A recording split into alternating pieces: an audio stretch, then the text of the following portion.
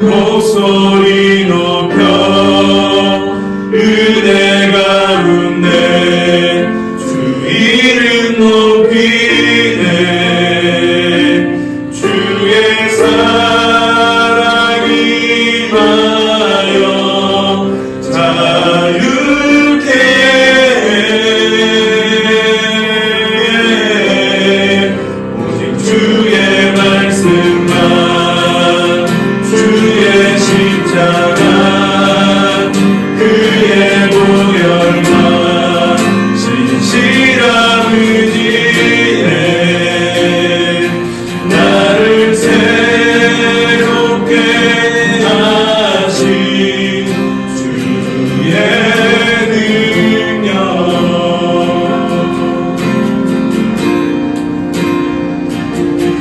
예수 나를 오라네.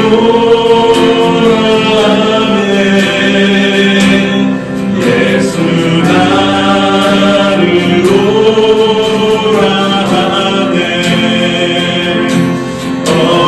어디든지 주를 따라 주와 같이 가려네. 예수 나를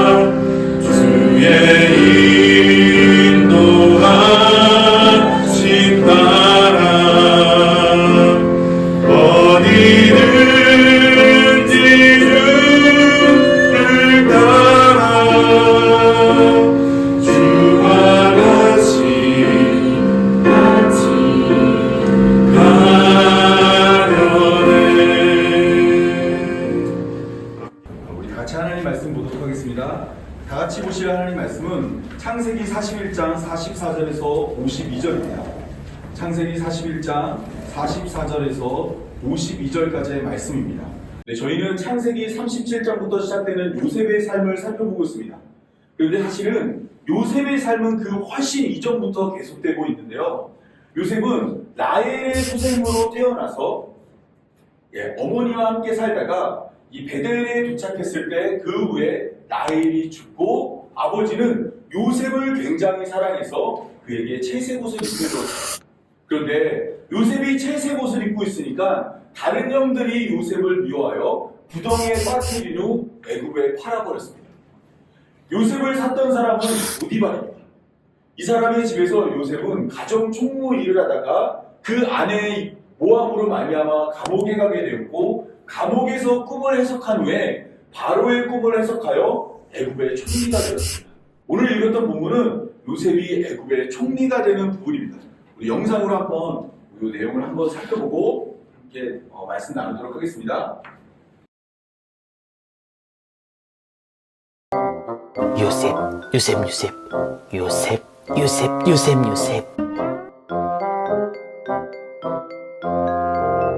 파라오가 이 말을 좋게 여기고 신하들에게 말했어. 파라오, 파라오, 파라오, 파라오, 파라오, 파라오. 파라오, 파라오, 파라오, 파라오, 파라오, 파라오, 파라오. 요셉. 파라오, 파라오, 파라오, 파라오, 파라오, 파라오, 파라오, 파라오, 파라오, 파라오, 파라오, 파라오.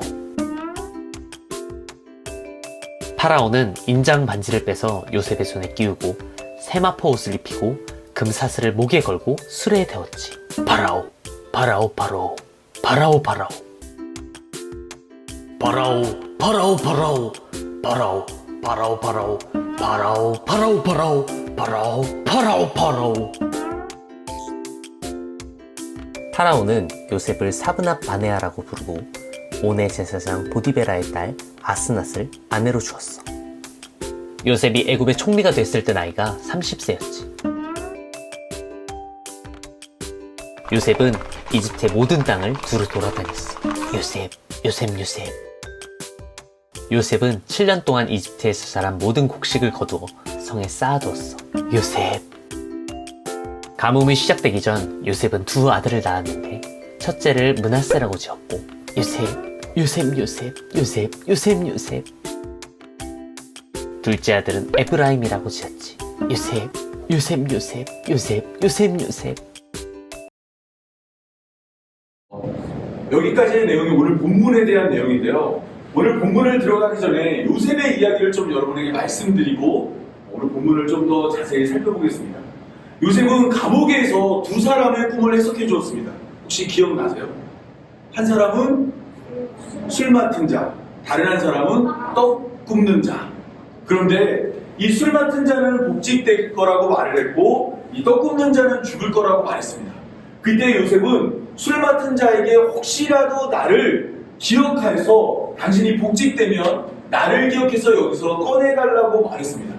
근데 어떻게 했다고요? 이 사람이 술 맡은 자가 요셉을 잊어버린 거예요.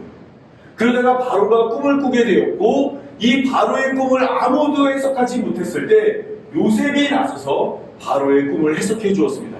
그 꿈의 내용은 뭐라고요? 7년 동안 풍년이 있은 후에 7년 동안 흉년이 있어서 애굽이 망한다는 거예요. 이것은 하나님이 정한 일이고 하나님이 속히 하신다고 말했습니다. 그래서 이 애굽은 이제 망해지는 것이 하나님의 뜻이었어요. 그런데 이때 요셉이 한 가지 제안을 합니다. 그 제안이 뭐냐면 당신은 명철하고 지혜로운 자를 너희들 위에 세워서 애굽을 다스릴 때 이 7년의 풍년 동안의 많은 양식을 모아두면 7년의 흉년에서 목숨을 건질 수 있다고 말을 했고 이 이야기를 들은 애굽의 바로는 요셉을 애굽의 총리로 임명합니다. 여러분, 요셉이 드디어 애굽의 총리가 돼요. 잘 생각해 보세요. 요셉은 어느 나라 사람이죠? 원래 이스라엘 사람이잖아요. 히브리 사람. 히브리 사람인데 지금 애굽에 가서 총리 역할을 하려고 해요. 그러면 애굽에 있는 사람들은 피부색이 어땠을까요? 애굽이 어디예요, 오늘날? 이집트죠. 이집트 사람들은 사실 아프리카에 있거든요, 아프리카. 그러면 아프리카를 다스리는 사람이 이 이스라엘 사람이라 그러면 사람들이 받아들일까요? 안 받아들일까요? 안 받아들이죠. 그러한 일이 실제로 있었습니다. 언제 있었냐면 요셉이 보디발의 집에서 가정 총무가 됐어요. 가정 총무가 됐다는 것은 요셉이 그 집을 다스리는 자가 된 것입니다. 그런데 보디발의 아내는 요셉에게 누명을 씌워서 요셉을 감옥에 보내기로 마음을 먹었습니다. 근데 요셉이 모든 사람을 다스리는 자임에도 불구하고 보디발의 아내가 요셉을 뭐라고 말하냐면 보라, 주인이 히브리 사람을 우리에게 데려왔다라는 겁니다. 히브리 사람이라는 이 히브리의 단어는 어떤 뜻이냐면요, 당을 건너온 자라는 뜻입니다. 그러니까 뭐냐면 요셉이 애굽에 살면서 애굽 사람들과 같은 곳에 머물고 같은 음식을 먹고 같은 옷을 입고 있어도 그들의 눈에 요셉은 강을 건너온 이방인이었다라는 겁니다. 이 다음에 이 보디발의 아내가 그의 남편에게도 말할 때 히브리 종이 나를 희롱하려고 라고 말합니다. 요셉은 결국에 그 집안의 다스리는 자가 됐을지라도 여전히 이방인이었습니다. 그렇다면 애굽의 총리가 됐어요. 이집트의 총리가 됐어요. 그러면 그 백성들이 요셉을 받아들일까요?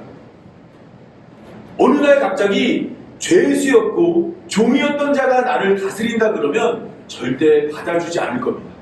그래서 애굽의 바로는 4가지 방법을 통해 히브리 사람 요셉을 애굽 사람 요셉으로 바꿉니다. 이때 바로가 행한 4가지가 있는데 그 첫째는 뭐냐면 요셉의 외모를 바꿔주는 거예요. 어떻게 바꾸냐면요, 자기의 인장 반지를 빼서 요셉의 손에 끼워주고 요셉에게 세마포 옷을 입혀주고 목에는 금목걸이를 딱 걸어주는 겁니다. 그러니까 뭐냐면 이 인장 반지가 어떻게 보면 바로의 권력을 상징하는 이 큰 반지를 껴주고 세마포 옷을 딱 입혀서 죄수였던 요셉을 애굽의 총리다운 외모로 바꿔준 거예요. 그리고 목에는 금사슬을 걸어줬어요. 왜 걸어줬을까요? 금사슬. 금사슬 하면 어떤 느낌이, 금목걸이 한 사람 보면 어떤 느낌이세요? 뭐 어떤 세 보여요? 네. 부자 같아 보이지 않을까요? 좀 뭔가 있는 사람처럼 보이지 않을까요?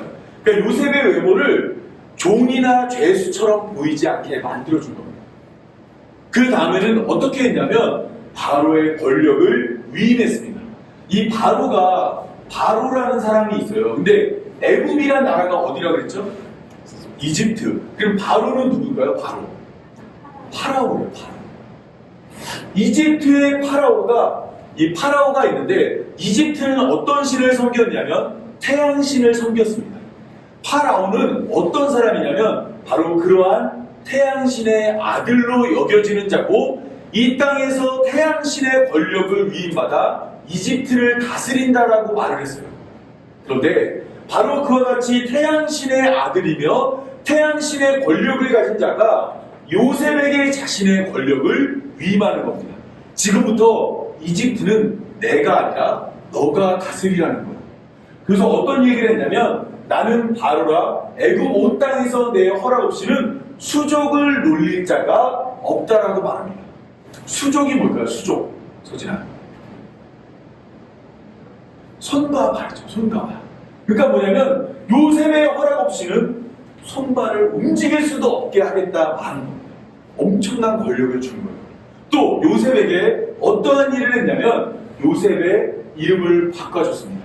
요셉의 이름을 뭐라고 바꿔줬냐면 사브낫 바네아로 바꿔줬어요. 이게 무슨 뜻이냐면 신은 말한다, 그가 살아있다라는 뜻으로 추정할 수 있습니다. 사실 여기 정확한 이름 뜻이 나오지 않기 때문에 학자들이 막 단어를 분석해서 살펴봤을 때 이렇게 해석할 수 있겠다라고 말합니다. 중요한 건 뭐냐면 이 이름이 히브리식 이름이냐 애굽식 이름이라는 거예요. 이 이름을 딱 들었을 때 여러분 어느 나라 이름 같으세요? 네, 잘 모르겠죠. 처음 들어보시는 이름이지만 근데 이 이름은 이집트식 이름입니다. 요셉에게 이집트식 이름을 하사한 거예요. 그 말은 뭐냐면 지금부터 이제까지 네가 가지고 있던 요셉이란 이름을 버리고 이집트의 이름인 사브낫 바네아로 살아가라고 말한 것입니다. 또 마지막으로 요셉에게 어떤 일을 했냐면 온 제사장 보디베라의 딸 아스낫을 요셉에게 주었어요. 이 온이라는 데가 어디냐면요, 태양의 도시라고 불리는 곳인데 그 도시에는 태양신을 섬기는 보디베라라는 제사장이 있었습니다. 그러면 태양신이 가장 높은 신인데 그 신을 섬기는 제사장이면 높았을까요? 안 높았을까요? 매우 높은 자예요. 권력이 매우 높은 자의 딸 아스낫을 요셉에게 준 거예요. 이 아스낫의 이름 뜻은 여신 네이트의 소유라는 뜻입니다. 그러니까 이 집안은 어떤 집안이냐면 이집트에 많은 신들이 있는데 그 신들을 섬기는 집안이고 그 신들을 섬기는 집안의 한 여자를 요셉에게 주어 아내로 삼게 한 거예요. 그리고 요셉은 이 여자와 동침하여 결혼한 후에 이 가정을 이루고 아이를 낳습니다.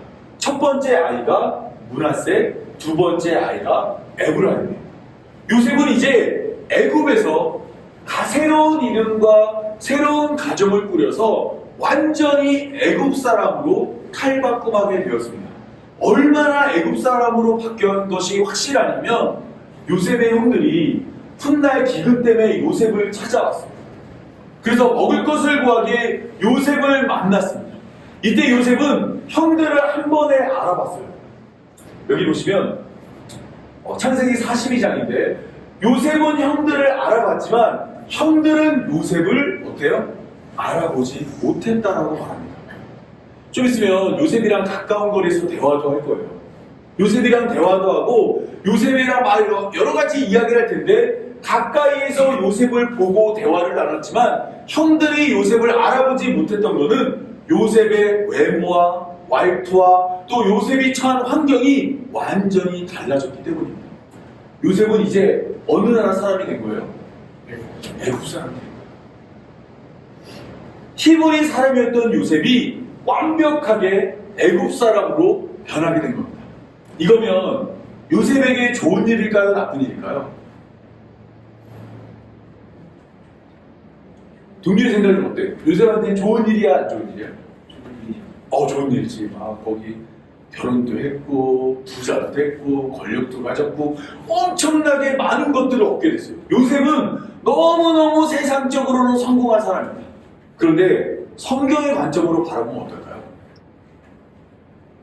잘 보시면 창세기에서 이방인과 어울리고 결혼하는 것을 어떻게 그리는지 한번 생각해 보세요.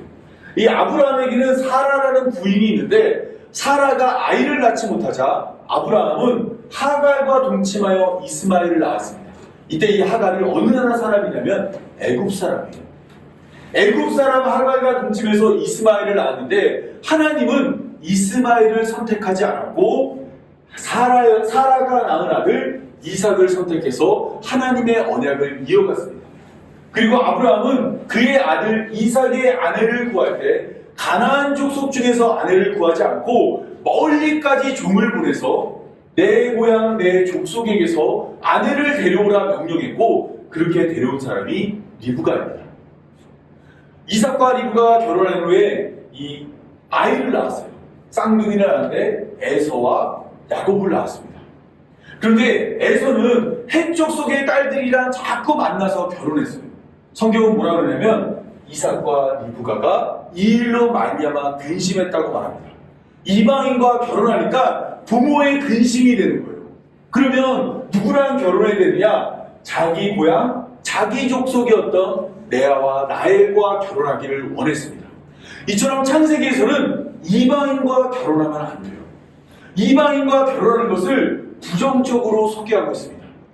그렇다면 율법은 이방인과 결혼하는 것을 어떻게 생각할까요? 당연히 율법은 이방인과 유대인이 이스라엘 백성이 결혼하는 것을 원하지 않습니다. 이것을 잘 보여주는 이야기가 이 민수기 25장에 나옵니다. 이스라엘 백성들이 출애굽 과정 가운데 시딤이라는 곳에 머물고 있었어요. 그때 이스라엘 백성들이 모압 여자들과 음행을 시작한 겁니다. 이때 그 여자들이 자기들에게 신들에게 제사할 때 이스라엘 백성들을 청하여 백성들이 먹고 그들의 신에게 절을 하므로 이스라엘이 바알볼에게 가담하는 일이 벌어졌어요. 여러분, 성경에서 특히 출애굽 과정 가운데서 하나님은 질투하는 하나님입니다. 하나님은 이 모습을 보고 가만히 있지 않았습니다. 뭐라고 말씀하셨냐면 모세에게 명령해서 백성의 수령들을 잡아 태양을 향하여 여호와 앞에 목매어 달라. 그리하면 여호와의 진노가 이스라엘에서 떠난다고 말했습니다. 그러니까 하나님은 그렇게 우상을 섬기며 이방 여자들과 어울린 자들을 죽이라고 말했어요. 이 말을 하고 있는데 너무너무 웃긴 일이 있습니다. 이 말을 하고 있는데 그 밖에 어떤 한 사람이 모세와 회중의 눈앞에 미디안의 한 여자를 데리고 유유히 형제들 사이로 걸어옵니다. 그러니까 이방 여자들이랑 어울리지 말라라고 하면 하나님의 명령이 주어지고 있는 그 시점에 한 사람이 미디안 여자를 데리고 또 이제 이스라엘 회중 안으로 들어가는 겁니다. 이때 제사장 아론의 손자 엘르아살의 아들 비나스가 창을 들고 들어가서 이들을 죽입니다.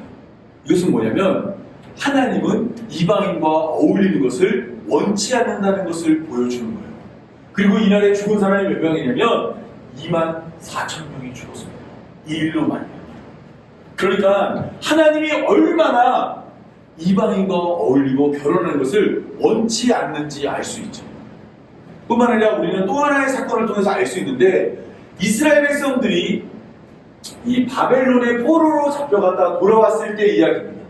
바벨론에서 포로로 돌아와서 딱 보니까 어떤 일이 벌어졌냐면 예루살렘에 살고 있는 많은 사람들이 이방인과 어울리고 결혼하고 있었습니다. 제가 읽어드릴게요. 에스라 9장 1절에서 2절입니다. 이후에 방백들이 내게 나와 이르되 이스라엘 백성과 제사장들과 레위 사람들이 이 땅 백성들에게서 떠나지 아니하고 가나안 사람들과 헷 사람들과 브리스 사람들과 여부스 사람들과 암몬 사람들과 모압 사람들과 애굽 사람들과 모리아 사람들의 가증한 일을 행하여 그들의 딸을 맞이하여 아내와 며느리로 삼아 거룩한 자손이 그 지방 사람들과 서로 섞이게 하는데 방백들과 그 고관들이 죄에 더욱 으뜸이 되었더라. 높은 사람들이 주도해서 이방인과 계속해서 섞이고 결혼하는 일을 주도한 겁니다. 이때 에스라가 어떤 명령을 내리냐면요, 그들에게 이렇게 말합니다. 이 모든 아내와 그들의 소생을 다 내보내기로 우리 하나님과 언약을 세우고 율법대로 행할 것이다. 뭐냐면 지금 너희가 결혼해서 살고 있을지라도 그 아내와 자식을 내보내라는 겁니다. 하나님은 이방인과 섞인 자를 원치 않는 거예요. 여러분, 이러한 관점으로, 성경의 이러한 관점으로 한번 요셉을 바라봅시다. 요셉은 어떤 사람일까요? 성경적 관점에서. 한번 보세요. 제가 화면에 좀 준비했는데 요셉의 외모가 이제 애굽 사람이 됐죠. 또 요셉은 아스나과 결혼해서 새로운 가정을 이뤘어요. 여기 제가 일부러 사진 중에서 좀 그림 중에서 피부색이 다른 걸 찾았거든요. 잘 보시면 이렇게 다른 사람인데 애굽 사람으로 살게 되었고 이방인과 어울렸어요. 특별히 이방인하고 어울렸는데 그 이방인이 누구예요? 여러분, 태양신을 섬기는 보디베라의 딸 아스나시. 여신 네이티의 소유라는 이름을 가진 이 여자와 요셉이 결혼했습니다. 제가 성경의 저자라면 요셉의 역할을 고려할 때 이런 내용을 기록하지 않았을 것 같아요. 왜냐면 요셉은 좀 있으면은 자기의 백성을 기근해서 구원할 자입니다. 구원자가 될 거예요. 자기 형제들이 기근으로 인해 죽게 되었을 때 요셉이 그들을 건져낼 자입니다. 그런데 그러한 요셉이 애굽 사람이 되었고 또한 애굽 여자와 결혼했는데 이 애굽 여자가 이방인 중에서 이방인이고 다른 신을 신실하게 섬기는 자라는 것을 굳이 여기다 왜 기록했을까요? 왜 이런 내용을 성경에 넣었을까요? 여러분, 여기서 우리는 중요한 사실 한 가지를 깨달아야 됩니다. 그것은 뭐냐면 요셉이 만일 애굽 사람이 되지 않았고 이 보디베라의 딸 아스낫과 결혼하지 않았다면 어떤 일이 벌어졌을까요? 쉽게 말하자면 요셉이 부정해지지 않는 자신의 거룩을 추구했다면 요셉의 형제들은 기근 가운데서 생명을 건질 수 있었을까요? 우리의 마음속에는 사실 애굽의 바로가 너를 총리로 임명한다 그러면 아니요, 나는 그것을 원치 않습니다 라고 요셉이 말하기를 원할지 모릅니다. 또 인장반지를 빼어주면 에이 이거 뭐야 하고 이방인이 주는 거 안 받아 하고 던지고, 세마포 옷을 주면 벗어버리고, 이름을 사브나 빠네아라고 지어주면 나는 요셉입니다 말하며 이 아스낫을 아내로 주었을 때는 나는 원치 않습니다라고 말하는 게 어찌 보면 멋있고 거룩을 추구하는 모습일 겁니다. 그런데 요셉은 요셉이 만약에 자신의 거룩을 그와 같이 추구했다면 요셉은 그의 형제들을 구원하는 자가 될 수 없습니다. 요셉이 스스로 부정한 자로 계속해서 추락하고 낮아져야만 요셉은 그의 가족을 건져낼 수 있는 겁니다. 여러분, 이러한 이야기가 결국에는 누구를 소개하기 위함일까요? 바로 우리가 매주 살펴보고 있는 예수님입니다. 요셉은 예수님을 담고 있는 자입니다. 예수님도 이 땅에 오셨을 때 그 모습을 빌립보서 2장 6절에서 8절이 이렇게 말하고 있습니다. 그는 근본 하나님의 본체시라 하나님과 동등됨을 취할 것으로 여기지 아니하시고 오히려 자기를 비워 종의 형체를 가지사 사람들과 같이 되셨고 사람의 모양으로 나타나 자기를 낮추시고 죽기까지 복종하셨으니 곧 십자가에 달려 죽으셨습니다. 여기서 우리가 알 수 있는 것은 예수님이 이 땅에 오셔서 높은 곳을 추구하는 것이 아니라 계속해서 낮아지시되 어디까지 낮아지셨냐면 종의 형체를 가졌어요. 이 종의 형체가 바로 오늘 사람이 되신 것입니다. 요셉이 애굽 사람들 중 한 사람이 되는 것처럼 예수님이 우리 중 하나가 되신 겁니다. 그러니까 결국에는 예수님께서 낮아지고 부정해지는 삶을 통해 우리를 건져내려고 이 땅에 내려오신 겁니다. 예수님이 사람으로 나타난 이유는 우리의 허물과 죄를 대속하기 위함입니다. 원래 이스라엘 백성들은 죄를 지면 어떻게 그 죄를 없앨 수 있었죠? 제사를 통해서 죄를 없앤다고 생각을 했습니다. 그런데 히브리서 10장을 보니까 이렇게 되어 있습니다. 율법은 장차 올리는 그림자일 뿐이요 차명상이 아니므로 해마다 드리는 같은 제사로 나오는 자들을 언제나 온전하게 할 수 없대요. 뭐냐면 제사를 아무리 드려도 그 일로 온전해질 수 없다는 겁니다. 그러면서 황소와 염소의 피가 능히 죄를 없애지 못한대요. 인간이 죄를 지어서 황소와 염소를 하나님께 드렸어요. 근데 하나님이 그걸 받고 사람의 죄를 용서해 주지 않는다는 겁니다. 이것들은 죄를 덮어두고 죄를 기억하게 하는 것이지 죄를 없애지 못해요. 왜 못 없앨까요? 사람이 죄를 지었으면 누가 죽어야 될까요? 사람이 죽어야죠. 내가 잘못했으면 내가 죽어야 되는데 내가 잘못했다고 그냥 지나가는 개미 한 마리를 죽여서 내 죄를 얘에게 전가시킬 수 없다는 겁니다. 그렇다면 우리 인간이 죄를 졌다면 누군가 그 죄를 위해서 죽어야 돼요. 그때 바로 하나님께서 육신의 옷을 입고 이 땅에 내려와 우리의 죄를 대속하기 위해 사람이 되신 것입니다. 우리의 허물과 죄를 자신의 죽음으로 가려주기 위해 하나님이 사람이 되어 이 땅에 내려오신 겁니다. 그래서 히브리서 10장 10절을 이렇게 말합니다. 이 뜻을 따라 예수 그리스도의 몸을 단번에 들이심으로 말미암아 우리가 거룩함을 얻었느니라. 우리의 거룩을 위해서 예수님이 인간이 되기로 작정을 하신 겁니다. 이 성경에서 말하고 있는 인간은 부정한 자 중에 부정합니다.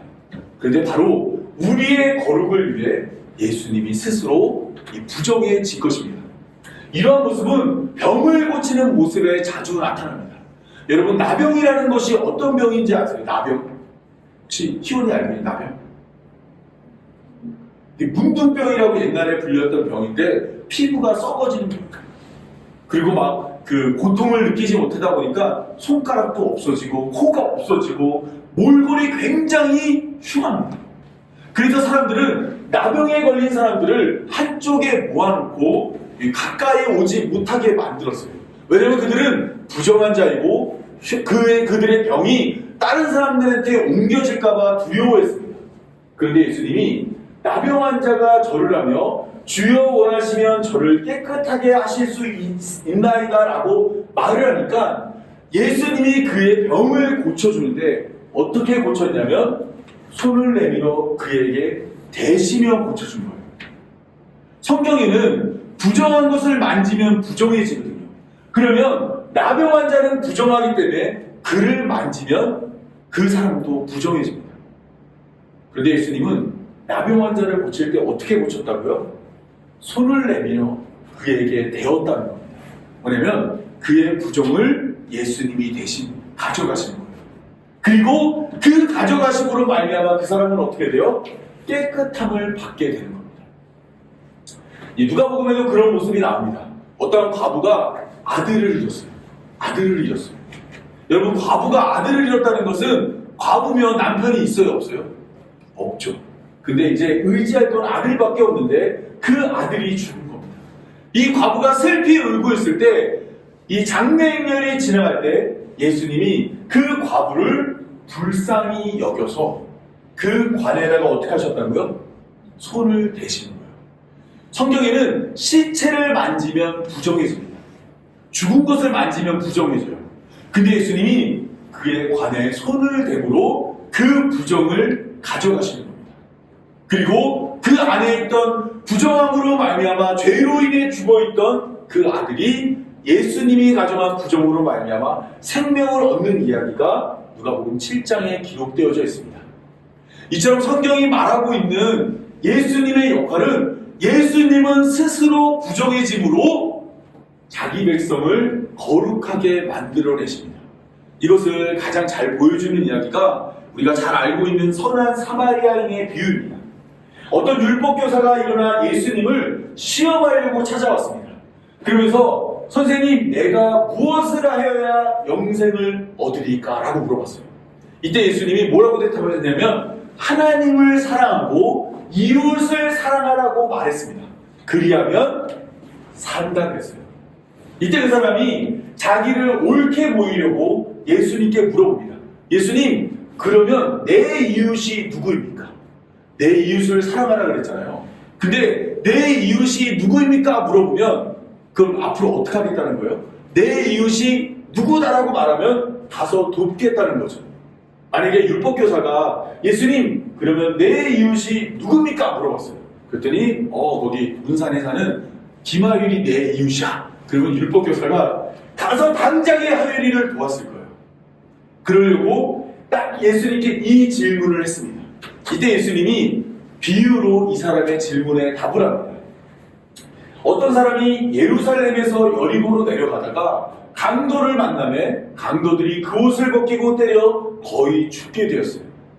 거의 죽었다는 것은 거의 움직이지도 못하게 이제 한쪽에 이 사람이 쓰러져 있는 겁니다. 이때 지나가던 한 사람이 있었는데 그 사람이 누구냐면 제사장이에요. 제사장이 지나가다가 거의 죽어있는 사람을 봤어요. 그러면 도와야 돼요? 돕지 말아야 돼요? 도와야 되겠죠. 희원이 같으면 도울 거야, 안 도울 거야? 도울 거지. 근데 이 사람은 안 도왔어요. 제사장. 왜 안 도왔냐면 시체를 만지면 어떻게 돼요? 부정해지죠. 자기는 지금 제사를 드리러 가야 되니까 자신의 거룩을 위해서 죽어가는 사람을 만지지 않은 겁니다. 조금 있다가 레위인이 또 레위인도 제사장 계급이죠. 지파거든요. 레위인도 지나가다가 그를 보고 피하여 지나갔어요. 돕지 않았어요. 왜 그러냐면 이들은 자신의 거룩을 위해 죽어가는 사람을 만지지 않은 겁니다. 이때 한 사마리아인이 여행하는 중에 거기 이르러 그를 보고 불쌍히 여겼다고 말합니다.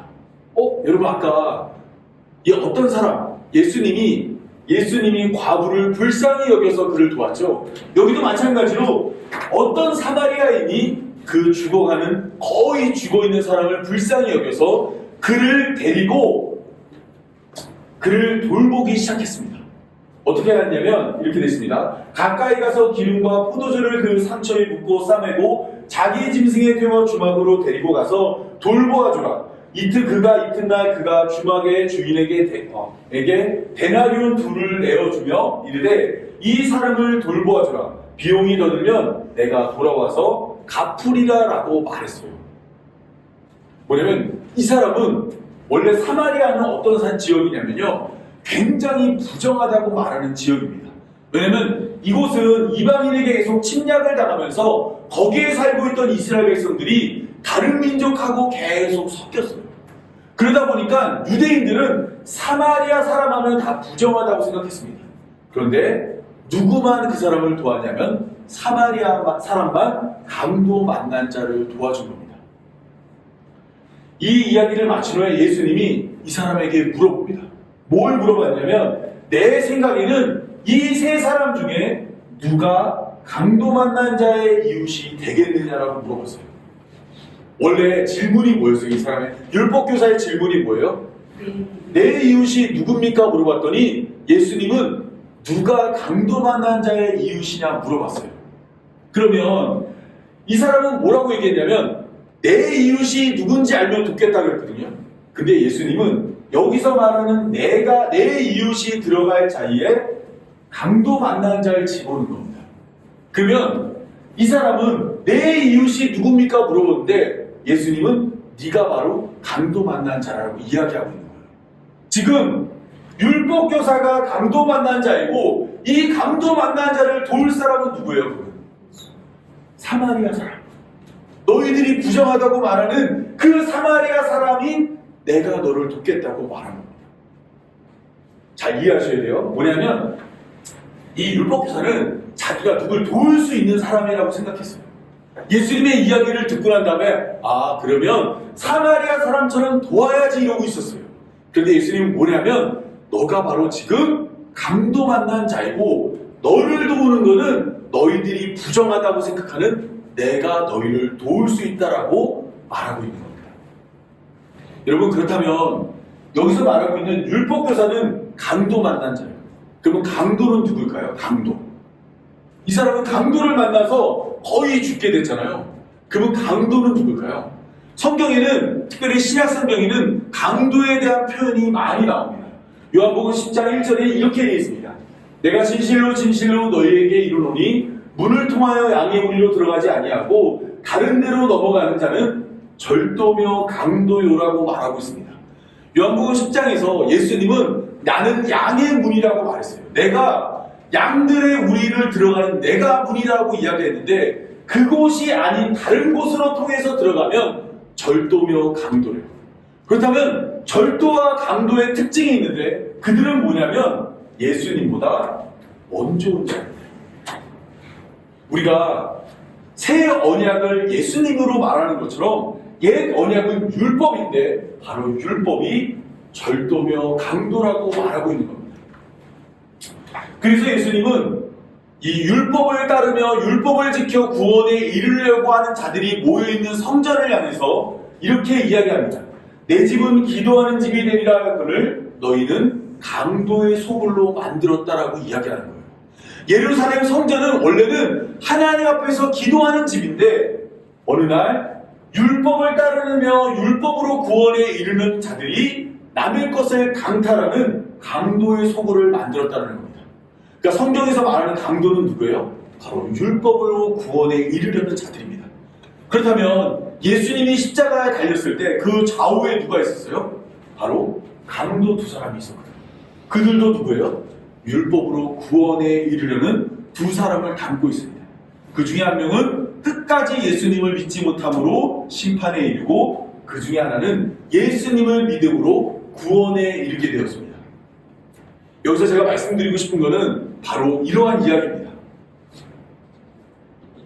오늘 본문이 소개하고 있는 요셉의 모습은 요셉이 부정한 자라는 거예요. 많은 사람들이 요셉의 성공에 취해서 성경이 바라보는 요셉의 부정함을 보지 못합니다. 요셉은 총리가 되고 결혼도 하고 자식도 나고 인생이 잘 풀렸다는 거에만 자꾸 관심을 보이는데 사실은 요셉은 성경적 관점으로 굉장히 부정한 자가 됐어요. 그리고 그 부정함이 시작되는 나이가 언제냐면 바로 30세입니다. 그리고 예수님께서 이 땅에 내려오신 후 30세에 공생애를 시작하시며 요셉과 똑같이 부정한 자들을 자꾸 가서 만져요.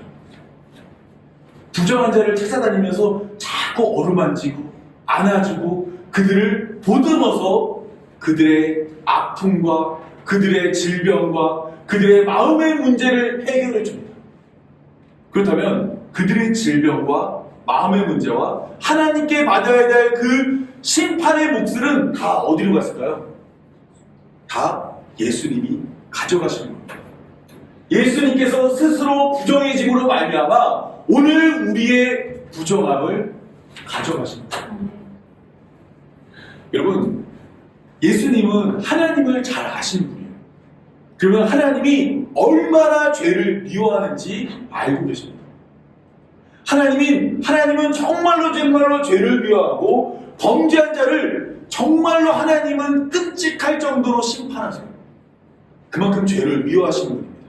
예수님은 그것을 알고도 오늘 우리를 정결하게 만들고 우리를 구원하기 위해 하나님의 저주가 쏟아지는 그 십자가로 걸어갔습니다. 이 민수기를 신명기를 보면 이렇게 돼 있어요. 나무에 달린 자는 하나님께 저주를 받았다라고 말합니다. 그런데 예수님이 바로 하나님이 저주하는 그 나무에 달려 오늘 죄로 인해 저주받아 죽어야 될 우리들의 생명을 대신 가져가신 겁니다. 오늘 요셉의 이야기는 바로 이러한 내용을 담고 있습니다. 세상적으로는 요셉이 성공한 것처럼 보이고 잘 먹고 잘 살고 인생이 잘 풀린 것처럼 보이지만 성경적인 관점과 율법으로 바라봤을 때 요셉은 부정한 자 중에 부정한 자가 됐어요. 예수님도 마찬가지예요. 세상적으로 예수님은 기적도 행하고 이적도 행하고 오병이의 기적도 행하고 많은 사람들이 따르는 무리처럼 보이지만 사실은 예수님은 계속해서 율법 앞에 부정한 자로 드러납니다. 소경을 만지고 안진뱅이를 만지고 남의 환자를 만지고 시체를 만짐으로써 스스로 계속해서 부정한 자리로 내려가다가 결국 어디까지 가시냐면 십자가에 달리기까지 가시는 거예요. 왜냐하면 예수님이 부정해지면 부정해질수록 바로 그로 말미암아 우리가 나음을 입을 수 있기 때문입니다. 여러분, 이것이 바로 오늘 우리가 구원에 이르고 오늘 우리가 이곳에 모여 하나님을 예배하는 이유입니다. 하나님께서는 바로 이 예수님을 통해 예수님의 죽음과 십자가를 통해 우리를 구원하길 원하십니다. 그리고 이것을 오늘 우리에게 보여줌으로 오늘 우리가 예수님 앞에서 이미 정결함을 받았고 예수님의 죽음으로 말미암아 우리가 생명 얻었음을 성경을 통해 우리에게 말하고 있습니다. 여기에 모여있는 우리들이 이 사실을 잘 깨달아 하나님을 믿고 우리가 하나님 앞에 갔을 때 예수님이 다 지불하신 십자가의 우리의 생명값을 의지하여 하나님께 나아가는 모든 성도분들이 되었으면 좋겠습니다. 제가 기도하고 오늘 말씀드리도록 하겠습니다. 같이 기도하겠습니다. 거룩하신 아버지 하나님, 조금의 더러움도 견디지 못하는 우리들에게 우리의 모든 더러움을 다 가져가시는 예수님을 허락하신 감사합니다. 닦고 닦아도 마음속에 있는 죄악들이 가려지지 않고 자꾸만 번져가는 우리들의 어두움을 우리 스스로는 해결할 수 없습니다. 밝은 빛으로 우리를 비춰주는 예수 그리스도께서 우리의 모든 허물과 죄악과 어둠을 가져가심으로 우리를 구원하여 주옵소서. 우리 모두는 스스로를 구원할 수 없는 자입니다. 이 땅에 오신 예수 그리스도만 우리를 건져냄을 믿습니다. 이 시간 우리가 이 말씀을 의지하여 이 하나님의 뜻을 의지하여 하나님께 나아가오니 각 사람 모든 사람을 하나님 나라로 인도하여 주옵소서. 이 모든 말씀 우리 구주 예수님의 이름으로 기도합니다. 아멘.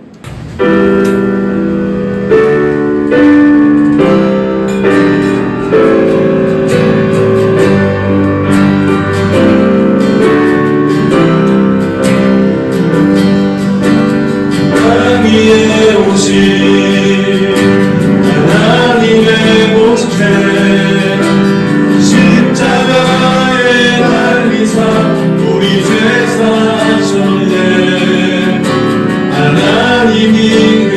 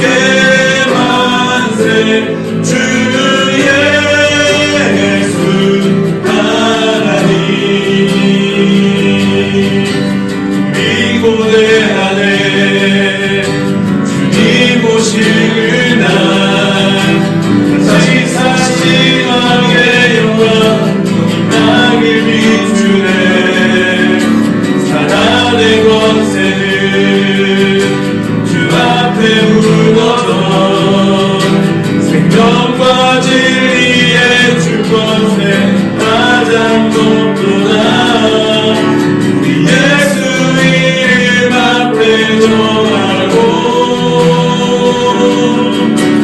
모든 힘이 주를 시해 영광 중에 오실 보리라 선포해 함께 만세 존귀와 위엄을 찬양해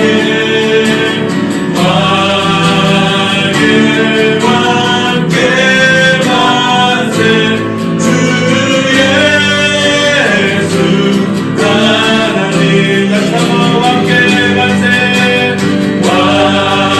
함께 만세 존귀와 위엄을 찬양해 함께 만세 주 예수 하나님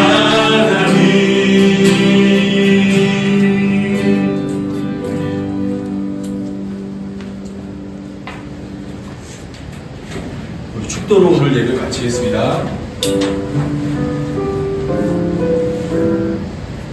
이제는 우리 구주 예수님의 은혜와 하나님의 사랑과 성령의 인도하심이 말씀이 육신이 되어 우리에게 오신 주님을 믿음으로 기다리는 모든 성도들과 영원토록 함께하길 간절히 축원하옵나이다.